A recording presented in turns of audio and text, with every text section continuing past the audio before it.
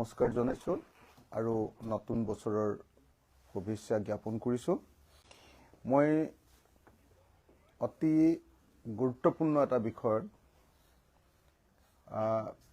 আচলতে আপোনালোকৰ লগত মত বিনিময় কৰিবৰ কাৰণে আপোনালোকৰ জৰিয়তে সমগ্ৰ অসমৰ ৰাইজক বিষয়টো জনাবৰ কাৰণে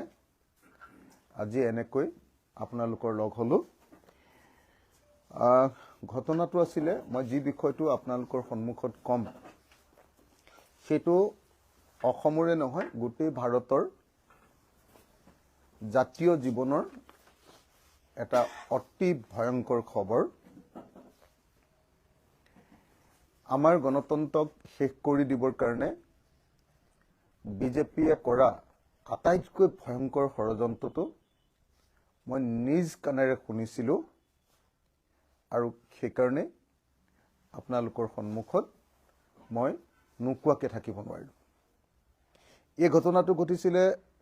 4 জানুৱাৰী তাৰিখৰ সন্ধিয়া 8:20 পৰা 30 মিনিটৰ ভিতৰত মই এই কথাখিনি শুনিছিলোঁ। 20 পৰা 30 মিনিটৰ ভিতৰত মই বোধহয় এই কথাখিনি শুনিছিলোঁ আৰু সেই কথাখিনি আছিলে বিজেপি দলৰ ৰাজ্যিক সভাপতি দিলীপ শইকীয়া ডাঙৰীয়াৰ কথা। আপোনালোকে সকলোৱে জানে যে মই একদিন ডিব্ৰুগড় আৰু তিনিচুকীয়া জিলাত ভ্ৰমণ কৰি আছিলোঁ আৰু ডিব্ৰুগড়ক কেন্দ্ৰ কৰি মই ডিব্ৰুগড় আৰু তিনিচুকীয়া এই উজনিৰ জিলা দুখন ভ্ৰমণ কৰি আছিলোঁ। মোক বিভিন্নজন মানুহে মই যেহেতু ডিব্ৰুগড়তে কেন্দ্ৰ কৰি আছো ইয়াৰ ওচৰে পাজৰে ডিব্ৰুগড় তিনিচুকীয়াত মানুহবিলাকে মোক সঘনে কথা পাতি আছে যেহেতু ইলেকশ্যন আহিছে আৰু এনেকৈ কথা পাতিবলৈ অহা মানুহবিলাকৰ ভিতৰত বিজেপিৰ কিছু নেতৃবৰ্গ আছে। সেইদিনা যোৱা 4 তাৰিখৰ দিনা মই এজন বিজেপিৰ নেতাৰ লগত আলোচনা এটাত বহি আছিলোঁ। মোৰ লগত আৰু এজন মোৰ সতীৰ্থ আছিলে, দলীয় সতীৰ্থ, আমাৰ কেন্দ্ৰীয় কমিটিৰ এজন গুৰুত্বপূৰ্ণ লিডাৰ মোৰ লগত তেতিয়া আছিলে। 4 জানুৱাৰী সেইদিনা মই যিজন মানুহক লগ পাব খুজিছিলোঁ সেইজন মানুহক বোধহয় আমি 7:35 মানত সন্ধিয়া 7:35 মানত লগ পাইছিলোঁ আৰু 8 বজাত মানে বিজেপি দলৰ ৰাজ্যিক সভাপতিৰ তেখেত এজন যেহেতু লিডাৰ ৰাজ্যিক সভাপতিৰ লগত 8 বজাত এখন ভিডিঅ' কনফাৰেন্স আছে বুলি তেখেতে আমাৰ সন্মুখতে ভিডিঅ' কনফাৰেন্সত এটেণ্ড কৰিছিলে। যেতিয়া ভিডিঅ' কনফাৰেন্সত তেখেতে এটেণ্ড কৰিছিলে তেতিয়া মই এনে দূৰৰ পৰা বস্তুটো চাইছিলোঁ, মোৰ দৃশ্যটো গুচি যায় বুলি ভাবি দূৰৰ পৰা চাইছিলোঁ আৰু আটাইবিলাক কথা শুনি আছিলোঁ। সাউণ্ডটো দি থৈছিলে, তেখেতে আমাৰ লগতো কথা পাতি আছে আৰু সাউণ্ডটো দি অলপ ওচৰতে ৰাখিও থৈছে, আমাক নেদেখাকে ধুনীয়াকে মোবাইলটো ৰাখি থৈছে। মই দেখিছোঁ যে বেচিকেলি আপোনাৰ দিলীপ শইকীয়া ডাঙৰীয়াই বেচিকেলি কালি বিজেপি দলৰ যি তেওঁলোকৰ কালি ৱাল ৰাইটিং ষ্টাৰ্ট হৈছে, দেৱাল লেখন ষ্টাৰ্ট হৈছে, সেইটোৰ ওপৰত নিৰ্দেশনা জাৰি কৰি আছিলে। তেখেতে কৈ আছিলে যে 5 তাৰিখৰ দিনা 5 জানুৱাৰীৰ দিনা সকলো বিধায়ক আৰু ডিষ্ট্ৰিক্ট সভাপতিবিলাকে য'ত য'ত ৱাল ৰাইটিং হ'ব সেই ৱাল ৰাইটিঙত অতি কমেও 500 মানুহ জমা কৰিব লাগিব। মই শুনি আছো, স্বাভাৱিক আমাৰো এনেকুৱা মানে কনফাৰেন্স চলি থাকে, ভিডিঅ' কনফাৰেন্স, মই স্বাভাৱিকভাৱে শুনি আছো কথাখিনি আৰু কথাও পাতি আছো আমি, আৰু যেতিয়া ইম্পৰ্টেণ্ট কথা হয় আমি তেতিয়া কথাখিনি ৰৈ দিওঁ, এনেকৈ আছিলোঁ। তাৰ পাছত তেখেতে খুব প্ৰশংসা কৰিলে আমাৰ মন্ত্ৰী আপোনাৰ যোগেন মহনক। যোগেন মোহনক তেখেতে খুব প্ৰশংসা কৰিলে কলে যে যোগেন মোহনে প্ৰথমৰ পৰা শেষলৈকে ভিডিঅ' কনফাৰেন্সটোত আছে ভাল কৰিছে যোন মানে এমএলএ এই ভিডিঅ' কনফাৰেন্সটো নাই তেওঁলোকৰ লিষ্ট এখন বনাই দিবৰ কাৰণে তেখেতে নিৰ্দেশ জাৰি কৰিলে কোনোবা এজন মানুহ এনেকে তেখেতে নিৰ্দেশ জাৰি কৰিলে তাৰপিছত তেখেতে আকস্মিকভাৱে এনেকুৱা এটা ভয়ংকৰ কথা সেই ভিডিঅ' কনফাৰেন্সটোত ক'লে মোৰ আজিও কাণত হেতু বাজি আছে যেটো কথাই সমগ্ৰ দেশৰ গণতান্ত্ৰিক ব্যৱস্থাটো নিখেষ কৰি পেলাব পাৰে তেখেতে ক'লে যে এমএলএ বিলাকে আমাৰ এমএলএ বিলাকে আৰু জিলা সভাপতি বিলাকে ভোটাৰৰ যেটো স্পেশাল ৰিভিজন চলি আছে সেই ৰিভিজনটো ইম্পৰ্টেন্স নিদিয়াটো ভালকে গুৰুত্ব নিদিয়াটো খুব বেয়া কথা হৈছে এনেকে বুলি ধমকি দিয়া আছে আৰু তেখেতে ক'লে যে আপোনালোকক সকলোকে কৈছিলো যে আপোনালোকে ভোটাৰ তালিকাৰ কি কয় যেটো ৰিভিজন চলি আছে হেতুত ইম্পৰ্টেন্স দিয়ক আটাইতকৈ বেছি ইম্পৰ্টেন্স দিয়ক আৰু তেখেতে ক'লে যে এতিয়া আমাক 12 তাৰিখৰ ভিতৰত আপোনালোকৰ সকলো এমএলএ বিলাক এনেকৈ কৈছে সকলো এমএলএ সকলো ডিস্ট্ৰিক্ট সভাপতি আৰু মণ্ডল সভাপতি বুথ ভিত্তিক সেইবিলাক ভোটাৰৰ নাম আমাৰ হাতত দিব লাগিব যিবিলাক ভোটাৰে বিজেপিক ভোট নিদিয়ে তেওঁলোকৰ নাম আমি ভোটাৰ তালিকাৰ পৰা কৰ্তন কৰিম একদম স্পষ্ট ভাষাত মই কথাখিনি শুনি আছো হেতু কি জানি 8টা 30 বা এনেকুৱা অকনমান ইফাল হ'ব সেই সময়খিনিত আমি শুনি আছো পুৰা স্পষ্টকে তেখেতে কৈছে যে এতিয়ালৈকে কিয় তোমালোকে কামটো সিৰিয়াসলি লোৱা নাই আপোনালোকে কিয় কামটো সিৰিয়াসলি লোৱা নাই আপোনালোকে বুথ ভিত্তিক এনেকে কৈছে বুথ ভিত্তিক যিবিলাক মানুহে বিজেপিক ভোট নিদিয়ে তেওঁলোকৰ তালিকাখন 12 তাৰিখৰ ভিতৰত দিব লাগিব নিৰ্দেশ দিছে এমএলএ বিলাকক নিৰ্দেশ দিছে জিলাৰ সভাপতি বিলাকক আৰু নিৰ্দেশ দিছে মণ্ডল সভাপতি বিলাকক বিজেপিৰ যে বিজেপিৰ যত ভেটি দুৰ্বল যত ভোট নিদিয়ে সেই অঞ্চলৰ বুথ ভিত্তিক তোমালোকে আমাক কাটিবলগীয়া ভোটাৰৰ নাম তালিকাখন দিয়া আৰু 12 তাৰিখৰ ভিতৰত দিব লাগিব এনেকৈ কৈছে তাৰ পাছত কৈছে যে আমি মন্ত্ৰী অশোক সিংঘালক 60টা বিধানসভা সমষ্টিৰ ভোটাৰ তালিকাৰ পৰা নাম কৰ্তন কৰিবৰ কাৰণে দায়িত্ব অৰ্পণ কৰিছো তেওঁ কাম চলাই আছে আৰু তেওঁৰ নিজৰ কাম অনুসৰি 60টা বিধানসভা সমষ্টিৰ পৰা বিজেপিক ভোট নিদিবলগীয়া মানুহৰ নাম কৰ্তন কৰিব মোৰ তেতিয়া কান মোৰ গৰম হৈ গৈছিলে যিজন লিডাৰৰ লগত বহি আছো তেওঁ খুব অস্বস্তি পাই আছে কিন্তু অলপ আগতে যেহেতু জিলা সভাপতি এমএলএ বিলাক আৰু মন্ত্ৰী বিলাক তেওঁলোকক গালি পাৰি আছে যে কিয় তোমালোকে এই ভিডিঅ' কনফাৰেন্সটোত সবে অহা নাই গতিকে তেওঁ বন্ধ কৰিব পৰা নাই তেওঁ মুখখন দেখুৱাবলৈ চেষ্টা কৰিছে মই নিজে দেখি আছো আৰু এনেকে একদম স্পষ্ট ৰূপত মোৰ নিজৰ কাণত এতিয়াও বাজি আছে দিলীপ শইকীয়াৰ মাতটোৰ সৈতে যে দিলীপ শইকীয়াই স্পষ্ট ৰূপত 4 জানুৱাৰীৰ সন্ধিয়া 8 বজাৰ ভিডিঅ' কনফাৰেন্সত তেওঁলোকৰ দলৰ সভাপতি জিলা সভাপতি আৰু এমএলএ বিলাকৰ ভিডিঅ' কনফাৰেন্সত অশোক সিংঘালক 60টা বিধানসভা সমষ্টি বিজেপিক ভোট নিদিয়া ভোটাৰ তালিকাৰ পৰা ভোটাৰ তালিকাৰ পৰা বিজেপিক ভোট নিদিয়া ভোটাৰসকলৰ নাম কাটিবলৈ দায়িত্ব অৰ্পণ কৰা বুলি স্পষ্টকৈ কৈছে আৰু বাকি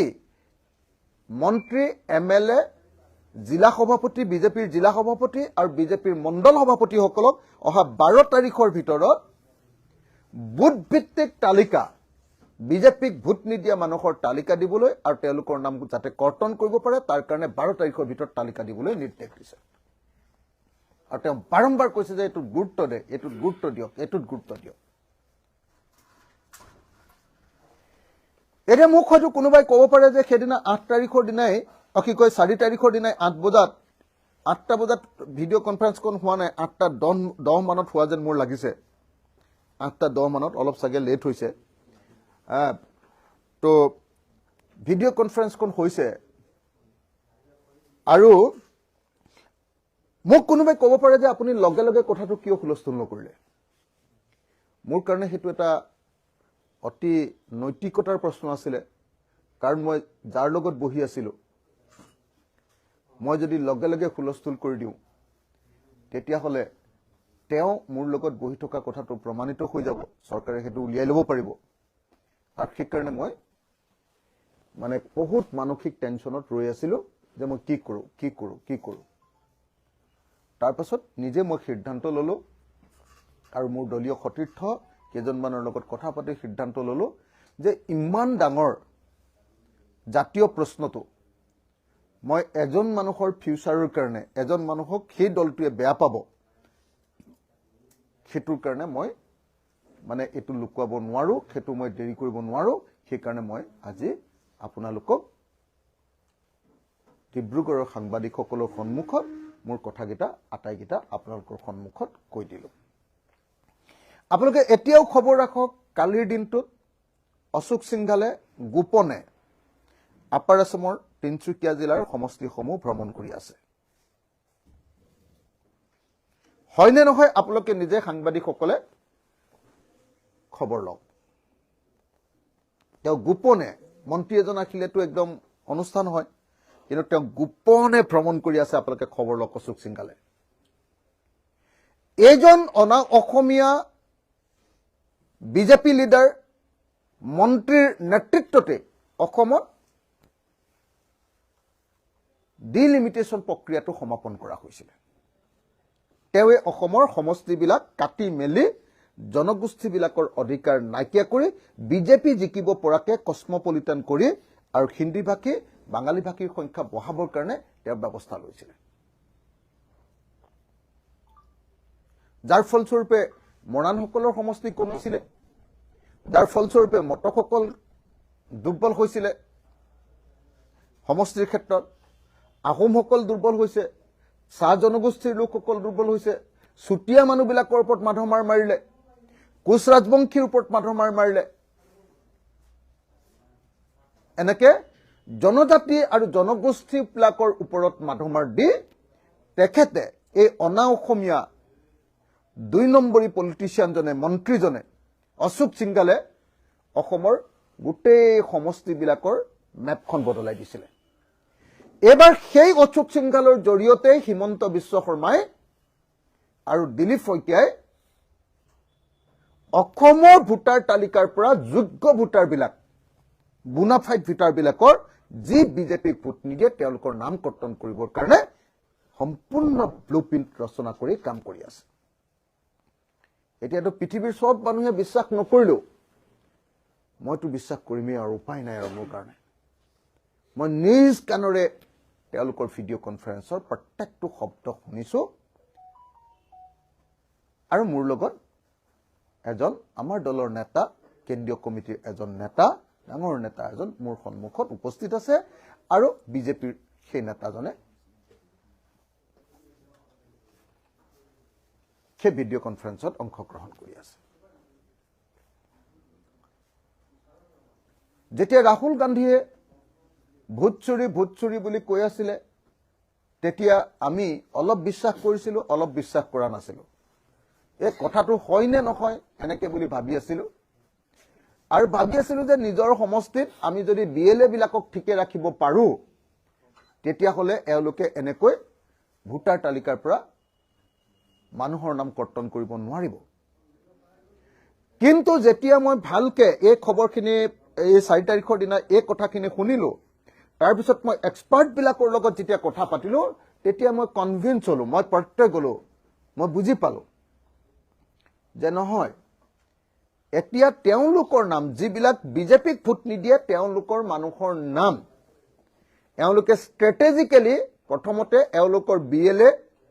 আৰু চৰকাৰৰ বিএলও বিলাকক দি প্ৰথমতে তেওঁলোকে নামবিলাক কৰ্তন কৰিব কৰ্তন কৰাৰ পাছত ফৰ্ম নম্বৰ 6 অনুসৰি আকৌ তেওঁলোকৰ নাম ভৰাবৰ কাৰণে আবেদন কৰিব পাৰিব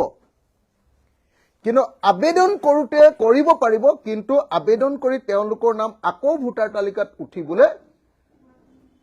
যেতিয়া উঠিবগৈ তেতিয়ালৈ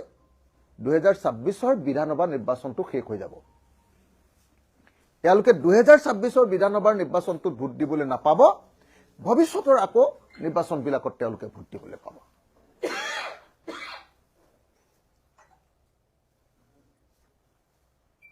আৰু কিছুমানৰ ক্ষেত্ৰত চাগে এটো প্ৰবলেম হ'ব বাঙালী লোক বা মুছলমান মানুহৰ ক্ষেত্ৰত চাগে এটো প্ৰবলেম হ'ব এবাৰ ভোটাৰ তালিকাত নাম যদি নাথাকে তেতিয়া হলে তেওঁলোকক ভৱিষ্যতে ডি ভোটাৰ কৰি তেওঁলোকক বিদেশী বুলি প্ৰমাণ কৰিবৰ কাৰণেও অলপ সহজ হ'ব গতিকে এটো এটা অত্যন্ত ভয়ংকৰ ঘটনা আপোনালোকে সকলোৱে জানে আমাৰ দেশৰ ভাৰতৰ সংবিধান অনুসৰি নাগৰিকক দিয়া আটাইতকৈ ডাঙৰ মৌলিক অধিকাৰটো হ'ল ভোটাধিকাৰ আমাৰ 18 বছৰ বয়সলে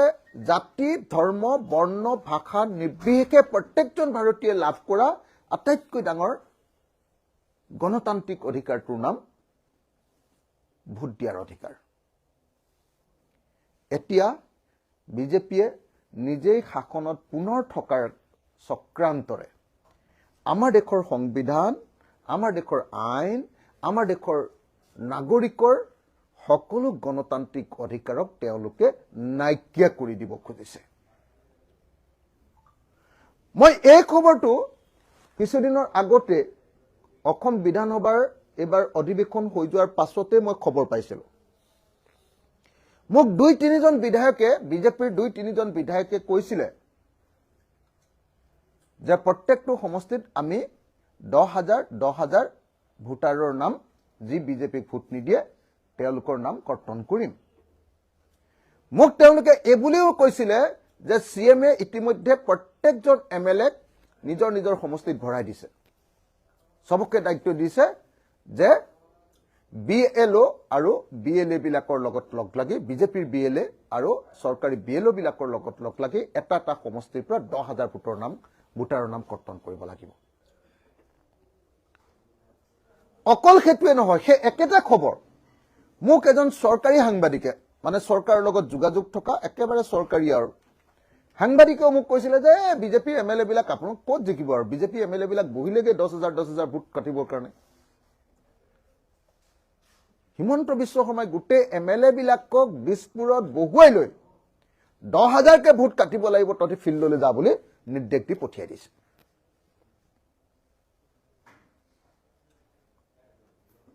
এটা কোনোবাই বিশ্বাস নকৰিব পাৰে যদি আপোনালোকে হসাকে কোনোবা ইয়াত অসমত কোনোবা ভাল সাংবাদিক আছে অনুসন্ধানকাৰী যদি সাংবাদিক আছে গাছ থকা যদি সাংবাদিক আছে দম থকা কোনোবা যদি হট সাহসী সাংবাদিক আছে মই তেখেতসকলক অনুৰোধ কৰো যে আপোনালোকে অকল বিএলও বিলাকক চৰকাৰী যিবিলাক বিএলও আছে বিএলও বিলাকক আপোনালোকে এবাৰ খবৰ কৰক প্ৰত্যেকজন বিএলওক অৰ্ডাৰ দি দিছে বিএলও বিলাকক অৰ্ডাৰ দিছে যে ভোটাৰ তালিকাৰ পৰা 10,000 বৈধ ভোটৰ নাম তোমালোকে কাটিবই লাগিব এটো তোমালোকৰ দায়িত্ব বুলি বিএলও বিলাকক অৰ্ডাৰ দি দিছে আপোনালোকে অনুসন্ধান কৰিলে গম পাব আৰু মোৰ কথাটো সঁচা নে মিছা এটো প্ৰমাণ কৰিবৰ কাৰণে বেলেগ একো নালাগে নহয় মই ভাবো যে এতিয়া খেদিনাৰ যেটো ভিডিও কনফাৰেন্স 8টা বজাত হৈছিল না নাই খবৰ লওক আপোনালোকে তো যিকোনো এজনক খুদিলে গম পাই যাব তাত এই বিষয়টো আলোচনা কৰিছিল না নাই বিশেষকৈ আপোনালোকৰ কাৰণে উজু হ'ব যে জিলা সভাপতি বিলাকৰ লগত এমএলএ বিলাকে হয়তো নকব ফটককে তেওঁলোক ডাইৰেক্টলি ইলেকচনৰ লগত জড়িত আপোনালোকে জিলা সভাপতিবিলাকৰ লগত কথা পাতিলেই গম পাই যাব বিজেপিৰ এই কথাটো কোৱাটো হয় নে নহয় সেইকাৰণে এই মুহূৰ্তত মই অসমৰ মুখ্যমন্ত্ৰী এটা কথা ক'ব কৈছো মুখ্যমন্ত্ৰী হিমন্ত বিশ্ব শৰ্মা ডাঙৰীয়া আপুনি ইমান ডাঙৰ ডাঙৰ কথা কয় আপুনি কয় যে আমাৰ বিৰোধী দলবিলাকৰ অস্তিত্বই নাই আপুনি কয় যে এবাৰ আপোনালোকে 100টা সিটেই পাব আপোনালোকৰ বিৰোধীবিলাকে লগ লাগি 100টা সিটেই পাব আৰু আপোনালোকে 50% ভোট পাম বুলি কৈছে না 50% ভোটৰ কাৰণে লাগিছো বুলি কৈছে না 50% ভোটৰ কাৰণে অসমত যিমান পুলিং হ'ব সব তাৰ 50% ভোটৰ কাৰণে আপোনালোকে লাগি আছে মই মুখ্যমন্ত্ৰী ডাঙৰীয়া এটা কথা কৈছো পৃথিৱীত এনেকুৱা 2 নম্বৰী পাৰ্টি ক'বাত থাকিব লাগেনে এনেকুৱা 2 নম্বৰী মুখ্যমন্ত্ৰী থাকিব লাগেনে য'ত ভোটৰ অধিকাৰ নাইকিয়া কৰি নিজকে জিকিবৰ কাৰণে চেষ্টা কৰে আপোনালোকে আপোনাৰ যদি সঁচাকে এতিয়াও মগজটো জিয়াই আছে আপুনি যদি জড় পদাৰ্থ হৈ যোৱা নাই জড় পদাৰ্থ আপুনি যদি এতিয়াও মানুহ হৈ আছে মুখ্যমন্ত্ৰী হিমন্ত বিশ্ব শৰ্মা ডাঙৰীয়া আপুনি দেশৰ সংবিধান দেশৰ ৰাজনৈতিক ব্যৱস্থা আৰু দেশৰ গণতন্ত্ৰক ধ্বংস কৰা এই কাম আপুনি নকৰিব মই পোনপটীয়াকৈ অসমৰ মুখ্যমন্ত্ৰীক আহ্বান জনাইছো যে আপুনি প্ৰত্যেকটো বিধানসভা সমষ্টিত 10,000কে ভোটাৰৰ নাম যে কৰ্তন কৰিবলৈ দিছে আৰু আপুনি অশোক সিংঘালক যে এই কামটোৰ বেপাৰী অশোক সিংঘালক বহিৰাগত অশোক সিংঘালক অসমীয়া জাতিৰ শত্ৰু অশোক সিংঘালক যে আপুনি 60টা বিধানসভা সমষ্টিৰ ভোটাৰ তালিকা বদলাই দিবৰ কাৰণে নিৰ্দেশ দিছে আৰু প্ৰত্যেকজন এমএলএ জিলা সভাপতি আৰু মণ্ডল সভাপতিক আপোনাৰ দলৰ সভাপতিয়ে যে প্ৰত্যেকটো বুথৰ পৰা নাম কৰ্তন কৰা তালিকা দিবলৈ দিছে আপুনি এটো বন্ধ কৰক আৰু এটো ইলেকশন কমিশনক কলে বানো কিবা এটা লাভ আছে জানো এই ইলেকশন কমিশনটো বিজেপিৰ ধামাধাৰা বস্তু এটা এওঁলোক জনতাৰ সাৰ্ভেন্ট নহয় এওঁলোক বিজেপিৰ সাৰ্ভেন্ট ইলেকশন কমিশনৰ সহযোগত এই কামটো কৰিবলৈ গৈ আছে সেইমতে বিএলও বিলাকক কৰিছে আৰু সেইকাৰণে মই সকলো বিৰোধী দলৰ নেতৃবৰ্গক অনুৰোধ জনাও যে আমি ঐক্যবদ্ধ হৈ এই বিষয়টোৰ বিৰুদ্ধে আহক আমি ইলেকশন কমিশন ৰাজ্যপাল সকলোকে কথাখিনি জনাও আৰু এই প্ৰক্ৰিয়াটো যেটো কৰিছে ইয়াৰ প্ৰতিৰোধৰ কাৰণে কাম কৰো আহক মই অসমৰ প্ৰত্যেকজন সাংবাদিকক এটোৰ ওপৰত অনুসন্ধানমূলক বাতৰি প্ৰচাৰ কৰিবৰ কাৰণে আহ্বান জনাইছো মই আপোনালোকৰ অসমৰ প্ৰত্যেকজন ৰাইজক প্ৰত্যেকজন জনতাক প্ৰত্যেকজন ৰাইজক প্ৰত্যেকজন নাগৰিকক মই নমস্কাৰ কৰি শ্ৰদ্ধাৰে ভক্তিৰে সৈতে আপোনালোকক মই অনুৰোধ কৰিছো হে ৰাইজ আমাৰ দেশৰ সম্পূৰ্ণ ব্যৱস্থাটোক বিজেপিয়ে নিজে জিকিবৰ কাৰণে বদলাই দিব খুজিছে দেশৰ নাগৰিকৰ আটাইতকৈ ডাঙৰ অধিকাৰটো নাইকিয়া কৰি দিব খুজিছে আহক আমি সকলোৱে মিলি ইয়াৰ বিৰুদ্ধে প্ৰতিবাদ কৰি তুলো প্ৰতিৰোধ কৰি তুলো কি এক ভয়ংকৰ খবৰ শুনিলো সেইদিনটোৰ পৰা টোপনিয়ে ভালকে মাৰিব পৰা নাই 4 তাৰিখে ৰাতিও ভালকে টোপনি মাৰিব পৰা নাই মাত্ৰ ভাবি আছো যে যিজন মানুহে মোৰ লগত কথা পাতিলে তেওঁৰ দিগদাৰ হ'ব এনেকে বুলি ভাবি ৰৈ আছো 5 তাৰিখ কালিও টোপনি মাৰিব পৰা নাই এটা কি কৰি এই বস্তুটো কি কৰিব পাৰি আপোনালোকে সকলোৱে আমি দেশৰ সকলো মানুহে সাংবাদিক সকলো দেশৰ ভোটাৰ দেশৰ নাগৰিক আপোনালোকে কথাটো বিবেচনা কৰক অসমবাসী ৰাইজে বিবেচনা কৰক বিশেষভাৱে বিৰোধী দলবিলাকে ঐক্যবদ্ধভাৱে এই কামটো কৰিব লাগিব প্ৰতিৰোধৰ কামটো বেলেগ কথা বাদ দিয়ক আপোনালোকে আজি খবৰ লৈ অশোক সিংঘাল ক'ত আছে খবৰ লকচোন ৰাতি যদি ঘূৰি গ'ল মই নাজানো খবৰ লকচোন হয় না অশোক সিংঘাল যে আহিছে ইমান মনে মনে কিয় আহিছে এজন মন্ত্ৰীটো ইমান গোপনে কোনো হেৰি নাথাকে মন্ত্ৰী আহিলেতো চাইৰেন বজাই হুলস্থুল কৰি গোটেই চাৰ্কিট হাউচত থাকিব, আমুকত থাকিব, কনভেনশ্যন চেণ্টাৰত থাকিব, সাংবাদিকক মাতিব, একদম ফটো উঠিব, হাল্লা হুলস্থুল কৰাটো এইটো মন্ত্ৰীৰ কাম ইলেকশ্যনৰ সময়ত। ইমান গোপনে অশোক সিংঘালে কেলে ভ্ৰমণ কৰি আছে? বেলেগ কথা নাই। মই অসমৰ মুখ্যমন্ত্ৰীক দাবী জনাইছো যে 4 জানুৱাৰী তাৰিখৰ দিনা 8 বজাৰ পাছতেই আপোনালোকৰ দলৰ সভাপতি, ৰাজ্যিক সভাপতি শ্ৰীযুত দিলীপ শইকীয়া ডাঙৰীয়াই কৰা প্ৰেছ কনফাৰেন্স ভিডিঅ' কনফাৰেন্সখন আপুনি ৰাজহুৱা কৰক। যদি নহয় বুলি কোনোবাই ক'ব খোজে ভিডিঅ' কনফাৰেন্সখন ৰাজহুৱা কৰক। মই দিলীপ শইকীয়াক প্ৰত্যাহ্বান জনাইছো, মই মুখ্যমন্ত্ৰী হিমন্ত বিশ্ব শৰ্মাক প্ৰত্যাহ্বান জনাইছো। আৰু বিজেপি RSSৰ লাজ নাই নেকি? তেওঁলোকে সদায় নৈতিকতাৰ কথা কয়, গেৰুৱা বখন পিন্ধি বিৰাট সন্যাসীকেইটা দেখুৱায়। সিহঁতৰ কোনো লাজ নাই যে সিহঁতি দেশৰ সংবিধান বদলাই দেশৰ নাগৰিকৰ অধিকাৰ কৰ্তন কৰি দেশৰ ৰাজনৈতিক ব্যৱস্থাটোক আপোনাৰ লুটিয়াই বগুৰাই ইহঁতি নিজৰ শাসনলৈ আহিব খোজে। সিহঁতৰ কোনো লাজ চৰম বোলা বস্তুটো নাই, কোনো নৈতিকতা বোলা বস্তুটো নাই সিহঁতৰ।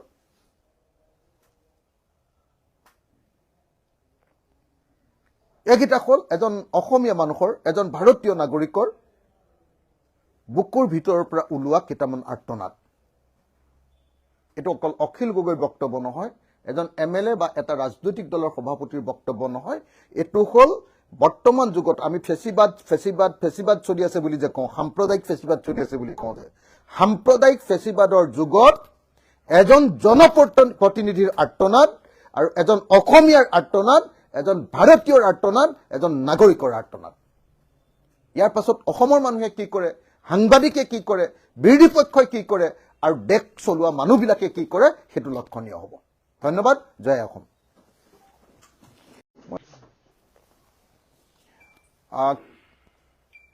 কালি 5 জানুৱাৰী তাৰিখৰ দিনা মৰিয়নি বিধানসভা সমষ্টিত আমাৰ দলৰ কেন্দ্ৰীয় কমিটিৰ তথ্য আৰু প্ৰচাৰ সম্পাদক দেবাংগ সৌৰভ গগৈ মৰিয়নিৰ বিধায়ক ৰূপজ্যোতি কুৰ্মীৰ নিৰ্দেশত বিজেপিৰ কেইজনমান গুণ্ডাই প্ৰহাৰ কৰিছে, মাৰপিট কৰিছে। এওঁলোকে নিৰ্বাচনৰ কাৰণে সংঘাত আৰু সংঘৰ্ষ, মাৰপিট, গুণ্ডাগিৰি আৰম্ভ কৰি দিলে। দেবাংগ সৌৰভ গগৈ হ'ল মৰিয়নি বিধানসভা সমষ্টিৰ এজন ভোটাৰেই নহয়, তেওঁ এজন উচ্চ শিক্ষিত IIM কলিকতাৰ পৰা পাছ আউট এজন অত্যন্ত মেধাৱী ছাত্ৰ, মেধাৱী যুৱক। তেওঁ আজি যিকোনো আমেৰিকা বা ইংলেণ্ডত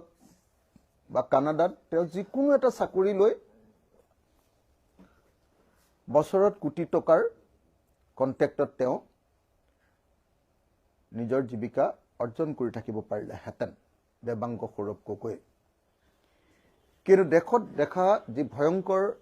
ফেচিবাদ, সাম্প্ৰদায়িক ফেচিবাদ, তাক প্ৰতিৰোধ কৰাৰ মানসেৰে,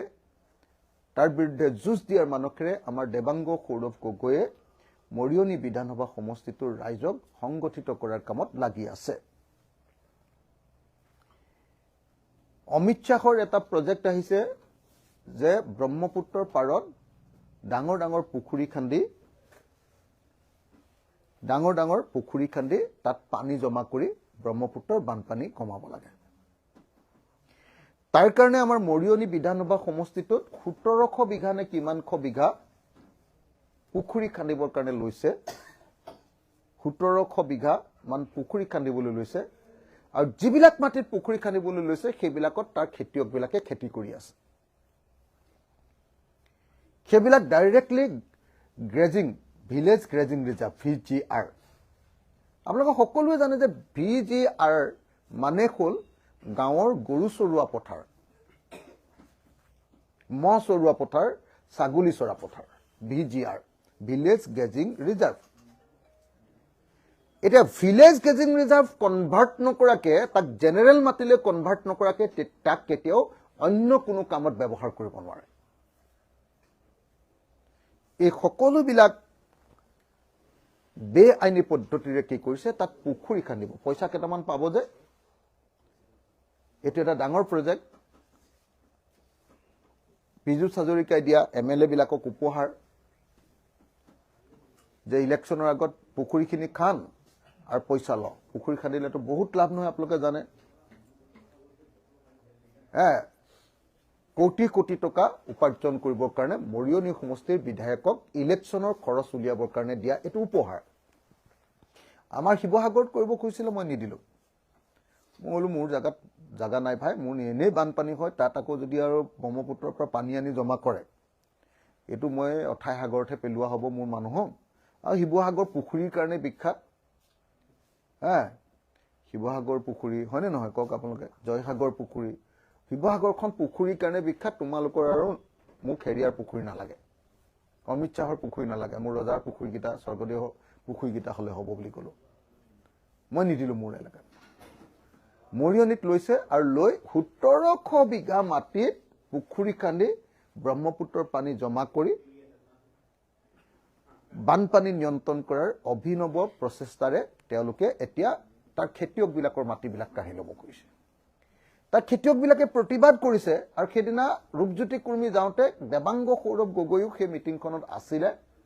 গতিকে আকৌ এখন বেলেগ ঠাইত মিটিং পাতি ট্ৰেপ কৰি দেবাংগই বুজি নাপালে হেঁতি কেনেকৈ ট্ৰেপ কৰে আকৌ এখন মিটিং পাতি সেই মিটিংখনলৈ এমএলএ আহিব বুলি কৈ ইহঁতকো মাতি লৈ গৈ কালি মাৰপিট কৰিলে গতিকে মই এই মুহূৰ্তত এটো এটেম্প টু মাৰ্ডাৰ হত্যাৰ কাৰণে চেষ্টা কৰিছিলে আৰু সেইটো মৰিয়নি সমষ্টিৰ বিধায়ক ৰূপজ্যোতি কুৰ্মীৰ নিৰ্দেশত হৈছে ৰূপজ্যোতি কুৰ্মীয়ে আমাৰ একদম থলুৱা খিলঞ্জীয়া আহোম নেতা এজনৰ ওপৰত কালি হাত উঠাইছে খিলঞ্জীয়া অসমীয়াৰ ওপৰত কালি ৰূপজ্যোতি কুৰ্মীয়ে এনেকৈ হাত উঠাইছে তেওঁৰ মানুহে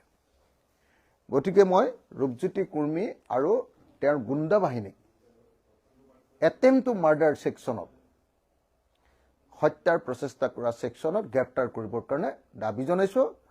আৰু মই দেবাংগ সৌৰভ আৰু আমাৰ ৰাইজৰ দলৰ তাৰ নেতৃবৰ্গক ক'ব খুজিছো যে আপোনালোক কোনেও ভয় খাব নালাগে মই আপোনালোকৰ লগত আছো অচিৰে আপোনালোকৰ ওচৰলৈ গৈ আছো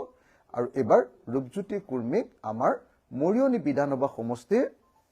খিলঞ্জীয়া ভোটাৰ ৰাইজে এবাৰ হৰুৱাব সেইটো মই ঘোষণা কৰি দিছো আপোনালোকক এবাৰ মৰিয়নিত আমি ৰূপজ্যোতি কুৰ্মীক হৰুৱামেই এয়া অসমীয়া মানুহৰ সংকল্প ধন্যবাদ